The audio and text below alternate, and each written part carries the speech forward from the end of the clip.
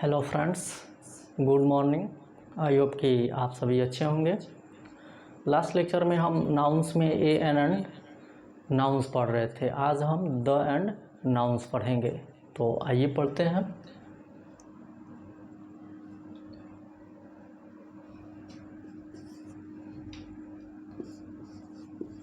The plus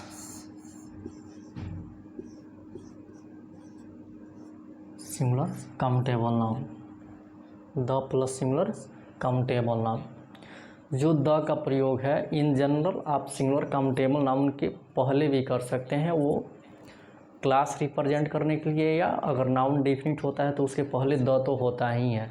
लेकिन अगर आपको क्लास रिप्रेजेंट करना हो तो किसी भी सिंगुलर काउंटेबल नाउन के पहले आप द का प्रयोग कर सकते हैं, तो उससे क्लास रिप्रेजेंट हो जाएगा। नहीं तो उस नाउन को, जो सिंगुलर काउंटेबल नाउन है, उसको प्लुरल बना दीजिएगा तो फिर उससे भी क्या होगा, क्लास रिप्रेजेंट हो जाएगा। तो इसे समझते हैं। तो यहाँ पे आप ये लिख सकते हैं कि the boy, the book, the chair, ये लिख सकते हैं। क्योंकि आप द का जो प्रयोग है किसी भी सिंगुलर काउंटेबल नाउन के पहले आप कर सकते हैं, वह डेफिनिट हो या नहीं हो। अगर डेफिनिट होता है तो सबके पहले द का प्रयोग होता है।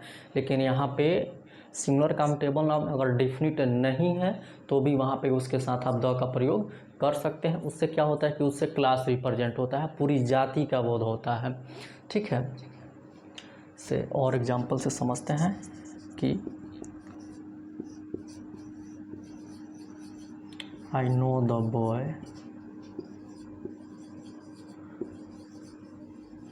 who is sitting there,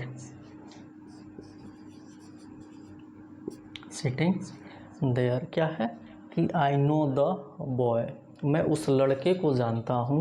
Who is sitting there, जो वहाँ बैठा है। तो यहाँ पे जो boy है ये क्या है, डिफिनिट है। डिफिनिट का मतलब ये हुआ कि आप उसे पहले से जानते हैं, पूर्व परिचित हैं। अगर आप उसे जानते हैं तो डेफिनिट, नहीं जानते हैं तो इनडेफिनिट। तो यहाँ पे मैं उस लड़के को जानता हूँ जो वहाँ बैठा है, इससे ये पता चलता है कि मैं उस लड़के को जानता हूँ, मैं उससे परिचित हूँ।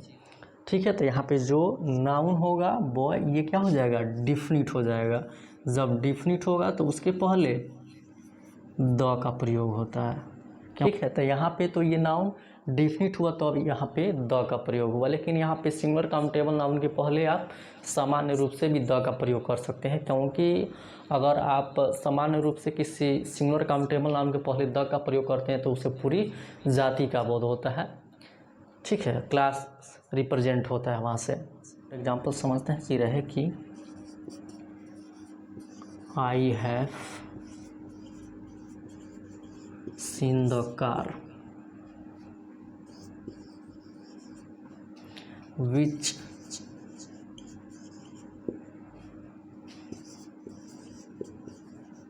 Sita has bought। क्या है, I have seen the car, मैं उस कार को देखा हूँ। which Sita has bought, जिसे सीता ने खरीदी है। तो यहाँ पे भी आप उस कार से क्या है, परिचित हैं, आप उस कार को जानते हैं, तो ही आप बोल रहे हैं कि मैं उस कार को देखा हूँ जिसे सीता ने खरीदी है। इसका मतलब है कि आप उस कार से परिचित हैं, आप उस कार को जानते हैं। तो यहाँ पे कार ये क्या हो जाएगा, डिफिनिट हो जाएगा। जब कोई नाउन डिफिनिट हो जाता है तो उसके पहले द का प्रयोग होता है, तो ये डिफिनिट होगा।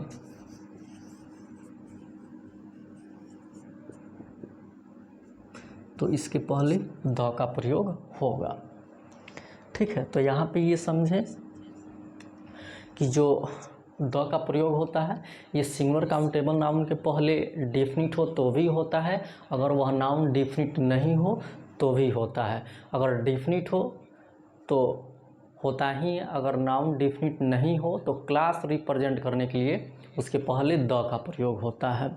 ठीक है। तो यहाँ पे ये जो है ये इन जनरल सामान्य रूप से यहाँ पे सिंगुलर काउंटेबल नाउन के पहले द का प्रयोग हुआ। यहाँ पे जितने भी नाउन हैं सब क्या है, ये सिंगुलर काउंटेबल नाउन है, सिंगुलर काउंटेबल नाउन है। यहाँ पे बुक भी क्या है, सिंगुलर काउंटेबल नाउन है। चेयर क्या है, सिंगुलर काउंटेबल नाउन है, सिंगुलर काउंटेबल नाउन, इसको बोलते हैं सिंगुलर काउंटेबल नाउन। ये लिखा हुआ है singular countable noun, singular countable noun.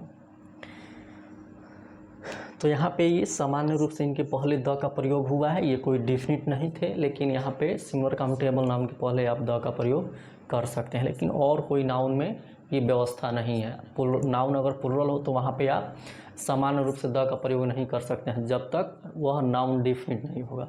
वैसे ही अनकाउंटेबल में ये केवल सिंगुलर काउंटेबल में ये व्यवस्था है कि उसके पहले सामान्य रूप से भी आप द का प्रयोग कर सकते हैं, नाउन डिफिनिट हो या नहीं हो, उसे क्लास रिप्रेजेंट हो जाता है। तो ये समझ लिए the end singular countable nouns. यहाँ पे ये एस का मतलब सिंगुलर, सी का मतलब काउंटेबल और एन का मतलब नाउन, इसको बोलते हैं सिंगुलर काउंटेबल नाउन। इसमें परेशान नहीं होना है। अब हम देखेंगे the plus plural countable noun.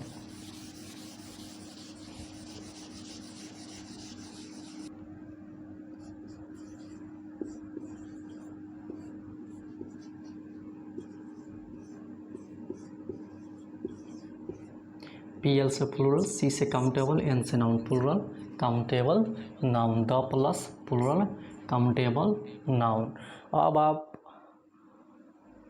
Plural countable noun के पहले समान रूप में द का प्रयोग नहीं कर सकते हैं। जब तक नाउन डिफिनिट नहीं होगा तब तक आप उसके पहले द का प्रयोग नहीं कर सकते हैं। ठीक है, चलिए इस एग्जाम्पल से समझते हैं। जैसे रहे कि चिल्ड्रन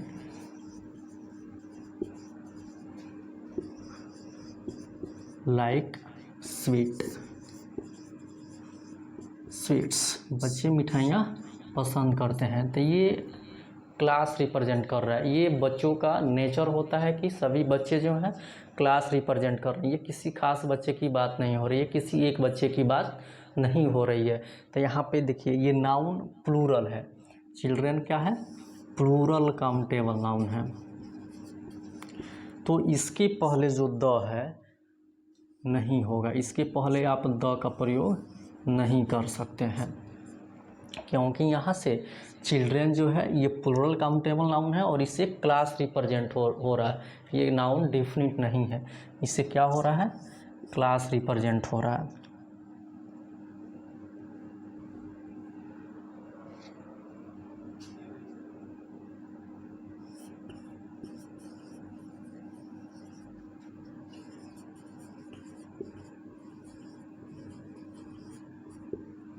क्लास रिप्रेजेंट हो रहा है, इसलिए इसके पहले आप द का प्रयोग नहीं कर सकते हैं। लेकिन वहीं अगर ये नाउन डेफिनिट होता तब आप इसके पहले द का प्रयोग कर सकते हैं। जैसे देखिए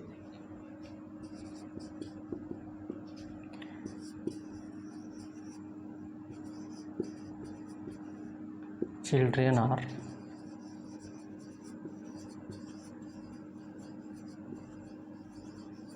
प्लेइंग इन द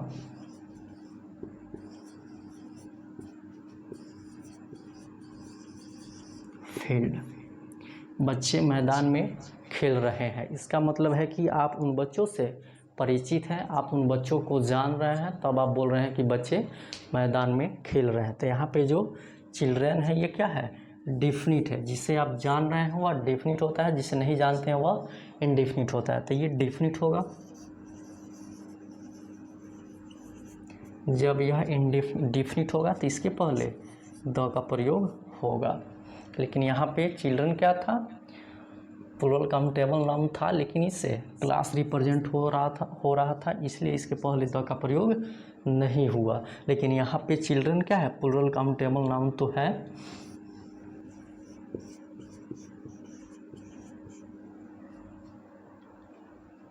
यहाँ पे चिल्ड्रन क्या है, प्लूरल काउंटेबल नाउन है, लेकिन क्या है ये डिफिनिट है, इसलिए इसके पहले द का प्रयोग हुआ है। क्या है कि children are playing in the field, बच्चे मैदान में खेल रहे हैं। इसका मतलब है कि हम उस बच्चे को जान रहे हैं तो ही ये बात बोल रहे हैं कि बच्चे मैदान में खेल रहे हैं, उनसे हम परिचित हैं। ठीक है,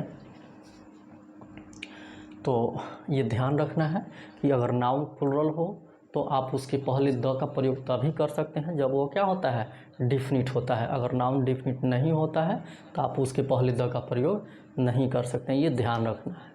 किसमें, प्लुरल काउंटेबल नाउन है, नाउन प्लुरल काउंटेबल हो और डिफिनिट हो तो ही उसके पहले द का प्रयोग करें, अगर डिफिनिट नहीं होता है तो उसके पहले द का प्रयोग नहीं करें। ठीक है, बस यही समझना था इससे। अब हम द प्लस अनकाउंटेबल नाउन को देखते हैं।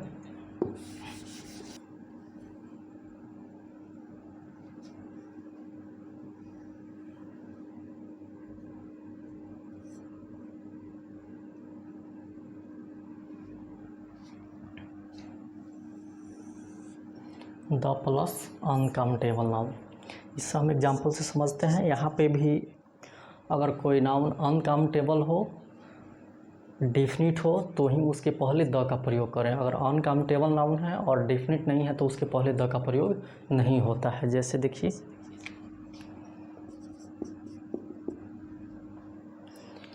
कि गोल्ड इज अ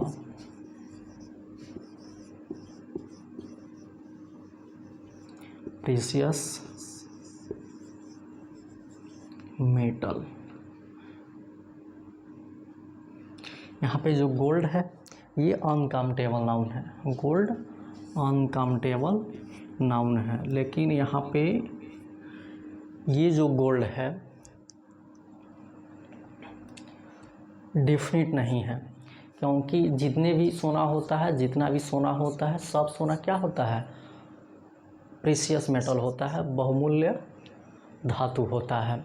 तो ये किसी खास सोने की बात नहीं हो रही है। तो यहाँ पे ये गोल्ड क्या है, डिफिनिट नहीं है, तो इसके पहले हम द का प्रयोग नहीं कर सकते हैं, इसके पहले द का प्रयोग नहीं होगा, क्योंकि ये गोल्ड जो है क्या हो रहा है, सभी सोना के बारे में ये बात हो रहा है, किसी खास सोने की बात नहीं हो रही है। सभी सोना जो होता है क्या होता है, प्रीशियस मेटल होता है, बहुमूल्य धातु होता है। तो यहाँ पे ये डिफिनिट नहीं है, इससे क्या हो रहा है, क्लास रिप्रेजेंट हो रहा है, मतलब सभी सोने की बात हो रही है।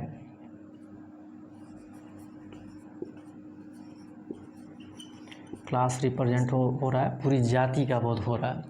तो यहाँ पे इसके पहले द का प्रयोग नहीं होगा, लेकिन वहीं हम लिखें